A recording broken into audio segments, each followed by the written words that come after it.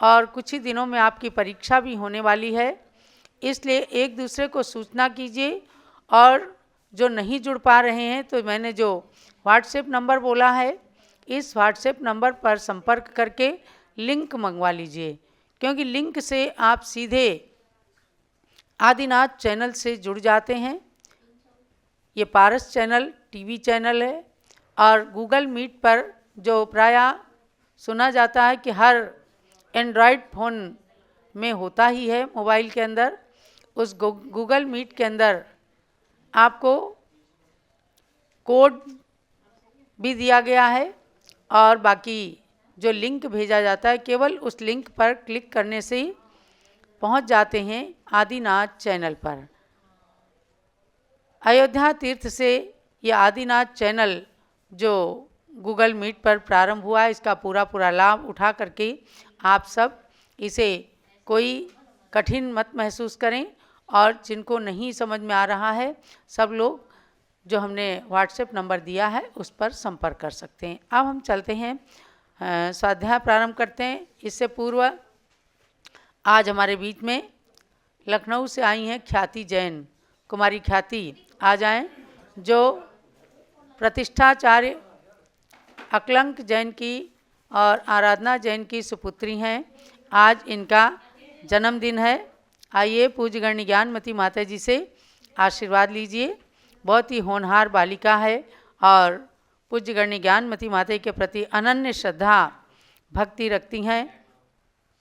इनके लिए बहुत बहुत मंगल आशीर्वाद है। नया साल खूब मंगलमय हो। आज 19 साल की पूरी हुई हो ना, 19 साल की पूरी हो करके और 20वें में प्रवेश है। बीकॉम की पढ़ाई कर रही हैं। अच्छी तीक्ष्ण बुद्धि है।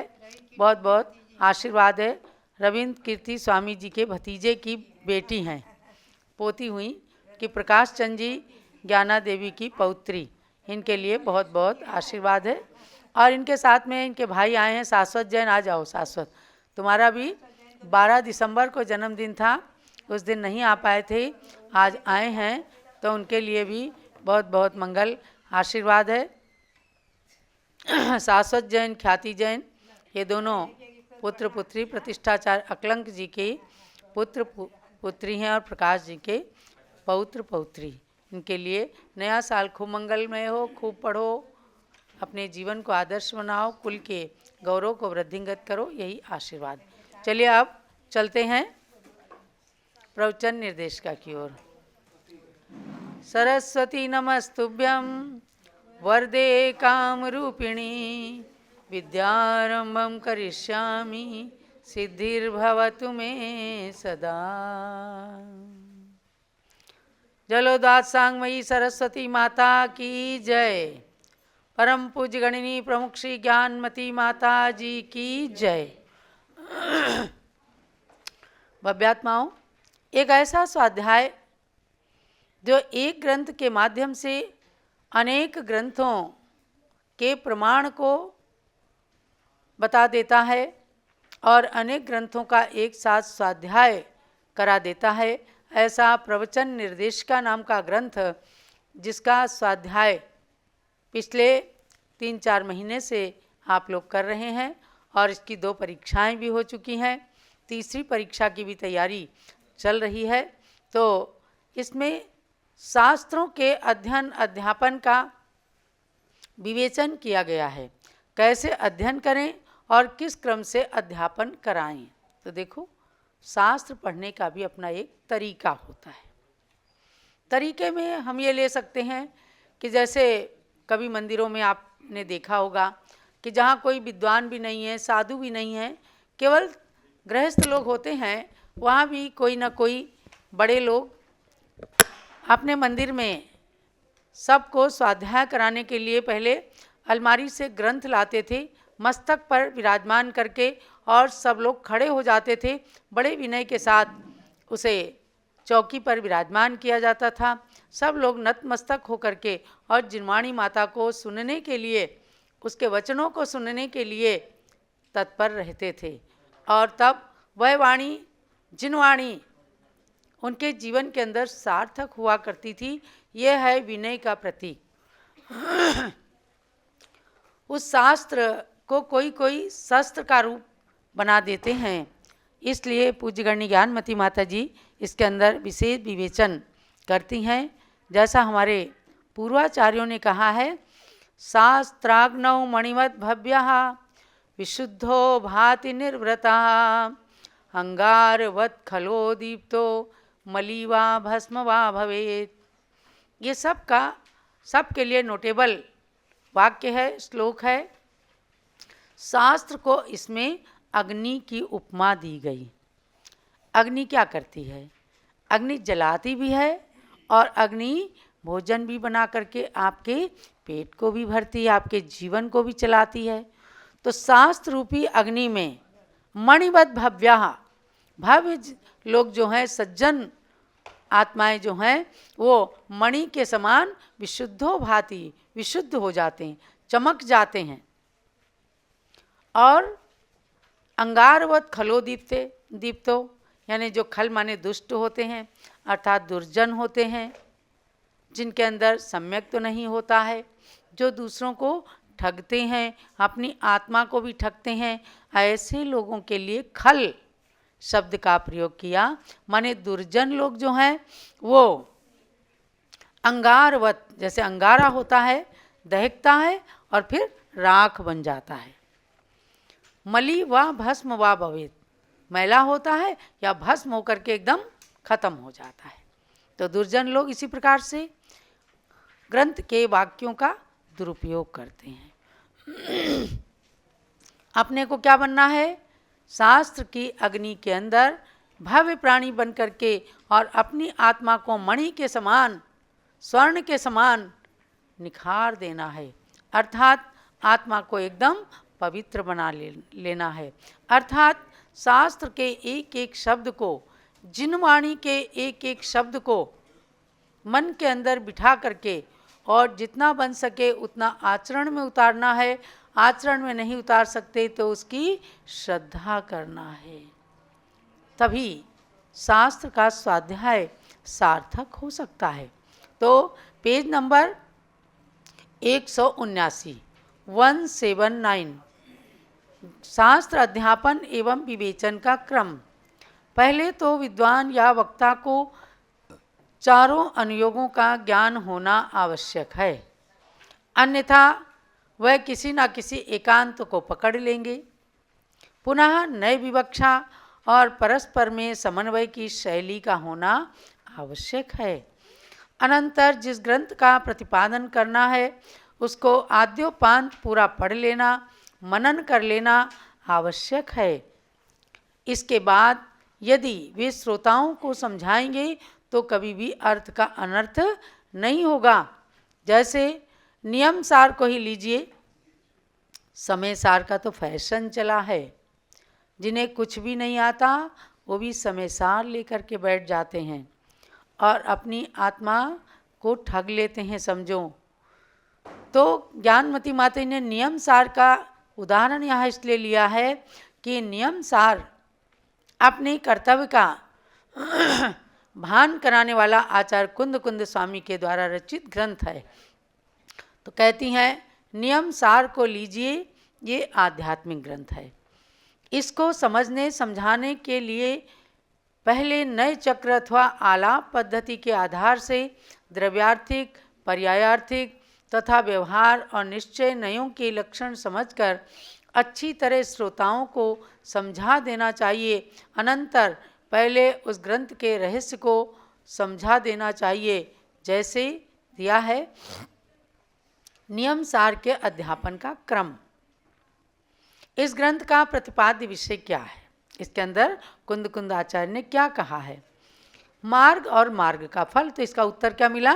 सबसे पहले उन्होंने कहा मग्गो मग्ग फलंतीय दुविहम जिण सासणे समखादम मग्गो मोक्ष आयो तस् फलम होई निवाणम।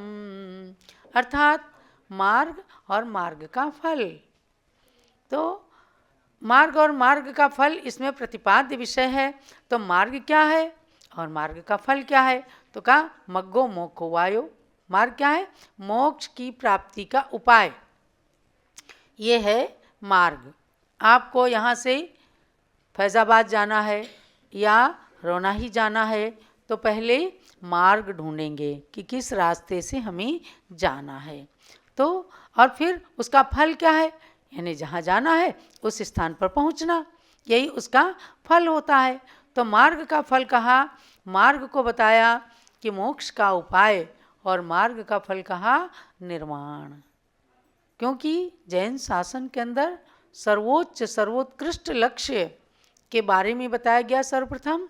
पुनः अगर उस लक्ष्य तक जाने की अभी शक्ति नहीं है तो थोड़ा थोड़ा लेते हैं कि आप क्रम क्रम से चलिए, तब एक दिन लक्ष्य की सिद्धि हो जाएगी। लेकिन सर्वप्रथम तो उत्कृष्ट लक्ष्य को ही बताते हैं।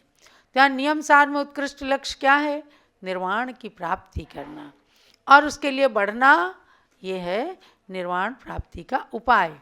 यही मार्ग और मार्ग का फल है। अब मोक्ष का उपाय क्या है, तो कह रहे हैं नियमेण जम कज्जम तम नियमम नाण दंसन चरितम।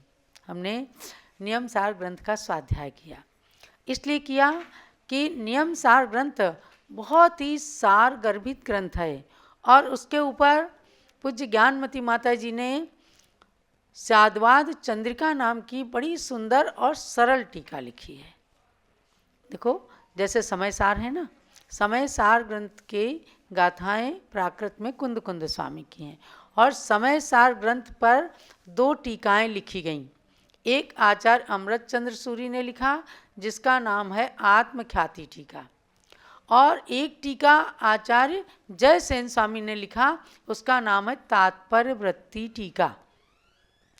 दोनों टीकाओं का हिंदी में अनुवाद करके समय सार ग्रंथ आज इस चातुर्मास के अंदर सारे संतों को स्वामी जी ने हस्तिनापुर से भिजवाया कि समय सार स्वरूप जो हमारे संत हैं वो समय सार का स्वाध्याय करें, तो समय सार का प्रकाशन भी सार्थक होगा।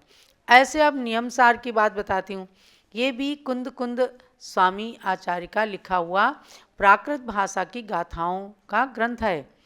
इसके ऊपर आचार्य श्री पद्मप्रभ मलधारी देव ने संस्कृत टीका लिखी, और उस संस्कृत टीका का हिंदी में अनुवाद ज्ञानमती माता जी ने किया। उन गाथाओं का भी पूरा पद्यानुवाद ज्ञानमती माता जी ने किया। अकस्मात इनके मन में कभी सन 1983-84 के अंदर मन में आया कि इसके ऊपर टीका लिखी जाए। उन्होंने अपने संस्कृत ज्ञान का और चारों अनुयोगों के स्वाध्याय का सदुपयोग किया, और उस संस्कृत टीका को बहुत सुंदर लिखा। उसका नाम रखा स्याद्वाद चंद्रिका। जब वो ग्रंथ प्रकाशित हो गया, संस्कृत की टीका भी माता जी ने लिखी और उसका हिंदी अनुवाद भी इन्होंने ही किया। पुनः जब वो प्रकाशित हुई तो एक पंडित फूलचंदी सिद्धांत शास्त्री का नाम आप लोगों ने सुना होगा, जिन्होंने षटखंडागम ग्रंथ का भी की धवला टीका का भी हिंदी अनुवाद किया है। एक बार हस्तिनापुर में सन 1986 में ज्ञानमती माता की अस्वस्थता के समय, जब गंभीर अस्वस्थ थी, इनको बहुत गंभीर रूप से जॉन्डिस हो गया था, बिल्कुल उठ बैठ भी नहीं पाती थी। उस समय पंडित जी ने आकर के कहा, माता जी मैं आपकी क्या वैयावृत्ति कर सकता हूँ, मेरी बड़ी इच्छा है तो मैं आपको स्वाध्याय सुनाऊंगा। माता जी ने कहा ठीक है, लेकिन पंडित जी मैं तो लेट ही रहती हूँ। बोले माता जी तभी तो वैयावृत्ति करने का मौका है कि आप लेटे लेटे हमारे स्वाध्याय को सुनिए। ठीक है जो आप सुनाएंगे। तो उन्होंने चयन किया नियम सार की माता जी की ही टीका हम माता जी को सुनाएंगे, और उसके माध्यम से हम भी स्वाध्याय करेंगे। हम लोग भी थे, बहुत ही अच्छे रुचि से सुनाते थे। पंडित फूलचंदी सिद्धांत शास्त्री ने कहा कि आज हम समझ सके, उन्होंने पूरा ग्रंथ माता जी को सुनाया। उन्होंने कहा आज हम समझ सके हैं कि हमारी समाज के अंदर कोई ऐसी विदुषी आरिका हुई हैं जो संस्कृत में टीका लिख सकती हैं। और इसके साथ उन्होंने एक एप्रिसिएशन दिया कि बोले कि इसके अंदर जो चतुर्थ गुणस्थान और सप्तम गुणस्थान के स्वरूपाचरण चारित्र आदि की बात है, आपने बहुत ही ग्रंथों के स्वाध्याय के साथ उसका खुलासा किया है कि चतुर्थ गुणस्थान में केवल स्वरूपाचरण चारित्र श्रद्धान रूप है, लेकिन महामुनियों को ही श्रेणी में या सप्तम गुण स्थान में ही वह स्वरूपाचरण चारित्र आचरण में आ सकता है। ऐसे नियमसार ग्रंथ के बारे में इसमें सन 1978 में, तब तक तो टीका भी, संस्कृत की टीका नहीं लिखी थी, जो पद्म प्रमलधारी देव की टीका थी उसका हिंदी अनुवाद जरूर किया था और उसके मर्म को समझाने के लिए इसमें उदाहरण दिया कि देखो इसमें लिखा है कि जो नियम से करने योग्य है वह नियम है, और वो नियम क्या है? नियम शब्द से लिया है दर्शन ज्ञान चारित्र, तम नियमम नाण दंसन चरितम। उस नियम का मतलब ज्ञान दर्शन और चारित्र माने रत्नत्रय। रत्नत्रय के सार को नियम सार कहा। तो उसमें कहा कि उसमें विपरीत शब्द का यानी मिथ्यात्व का परिहार करने के लिए सार शब्द लगाया, नियम और सार।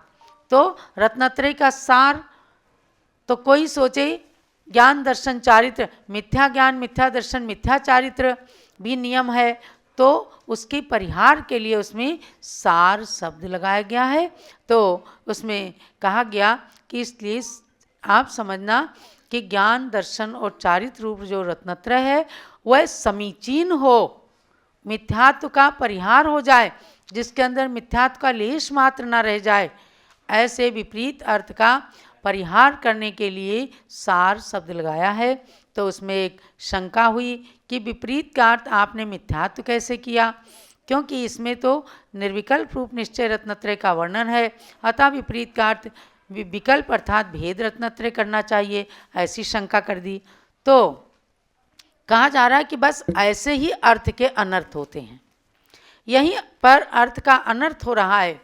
यदि विपरीत से भगवान कुंद कुंद देव को भेद रत्नत्रय का परिहार करना इष्ट होता तो वे स्वयं 4 अधिकार तक इस व्यवहार रत्नत्रय का प्रतिपादन क्यों करते, यानी कि विपरीत से कभी भेद रत्नत्रय जो 13 प्रकार का चारित्र है, 28 मूल गुण रूप चारित्र है, उसको विपरीत शब्द से कभी भी नहीं लेना, क्योंकि कुंद कुंद स्वामी ने 4 अधिकार तक व्यवहार रत्नत्रय का वर्णन किया कि पहले मुनिगण व्यवहार रत्नत्रय का पालन करें, पुनः जब उनके अंदर निर्विकल्प ध्यान की योग्यता आ जाए तब वे आगे जा कर के और स्वरूपाचरण चारित्र या वीतराग निर्विकल्प ध्यान में स्थित हो सकते हैं। देखिए चतुर्थ गाथा में वे ही कहते हैं, एदेसिम तिर्णम पिय पत्ते परुवणा होई, इन तीनों की भी प्रत्येक की प्ररूपणा करते हैं।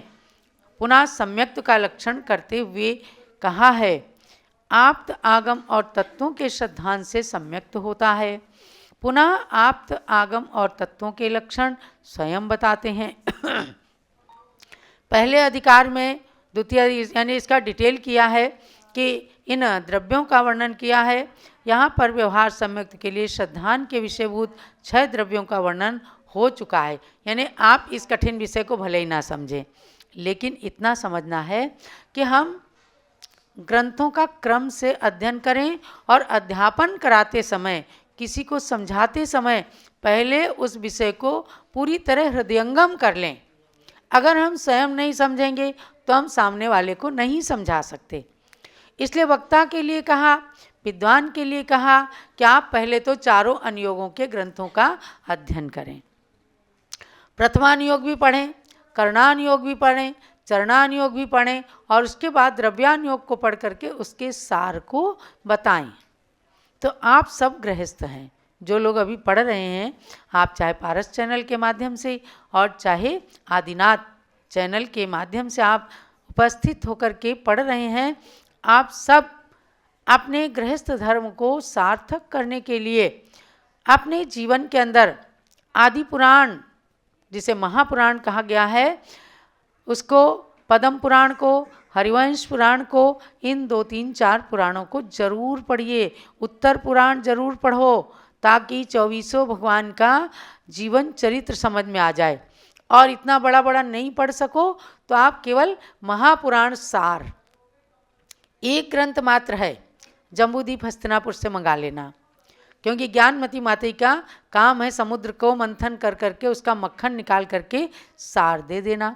तो इन्होंने पूरा महापुराण जो 2 भागों में आदि पुराण छपा है और एक भाग है उत्तर पुराण, इन तीनों का सार निकाल करके महापुराण सार, जिसके अंदर 63 शलाका महापुरुषों का पूरा संक्षेप में चारित्र दिया है, आपको सारा समझ में आ जाएगा। 24 तीर्थंकर भगवान कौन थे, चक्रवर्ती, बलभद्र, नारायण, इन सब का जीवन चरित्र आप किस में पढ़ सकेंगे, महापुराण सार, ज़्यादा नहीं है, 200-250 पेज का ग्रंथ है, उसको पढ़ें और सब कुछ समझ लें।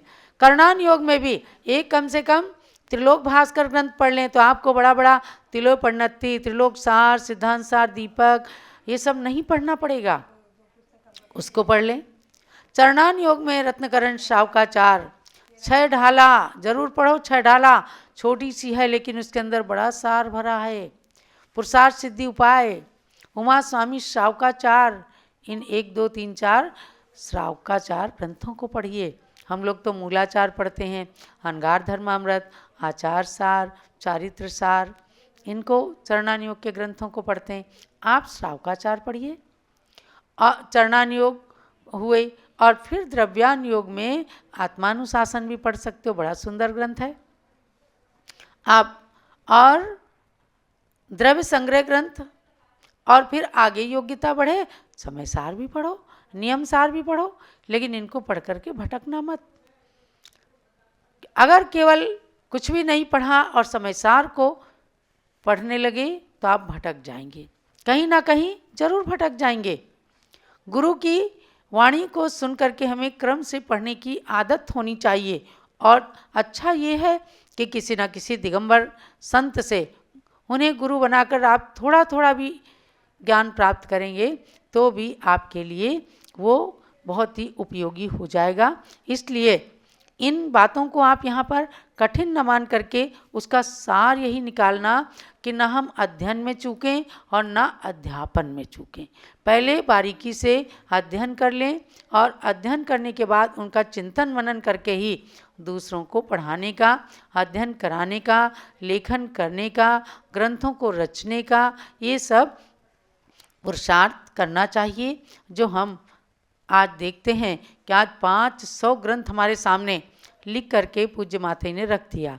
उन 500 ग्रंथों में से आज तक किसी एक ग्रंथ के अंदर कोई बड़े से बड़ा विद्वान, बड़े से बड़ा आचार्य कोई इतनी सी भी त्रुटि नहीं निकाल सका, इसलिए कि पहले सूक्ष्मता से इन्होंने अध्ययन किया। कितने कितने सरस्वती भवन पुस्तकालयों के ग्रंथों को चाट गई माने खूब अध्ययन किया, पूरी पूरी रात उन पुस्तकालयों में पढ़ा करती थी, लोग देख करके आश्चर्यचकित होते थे, और फिर ज्ञान प्राप्त करने के बाद आचार्य परंपरा से उसको जाना। आचार्य वीर सागर महाराज की आज्ञा से संतों को, संघस्थ मुनियों को, आचार्यों को अध्ययन कराया।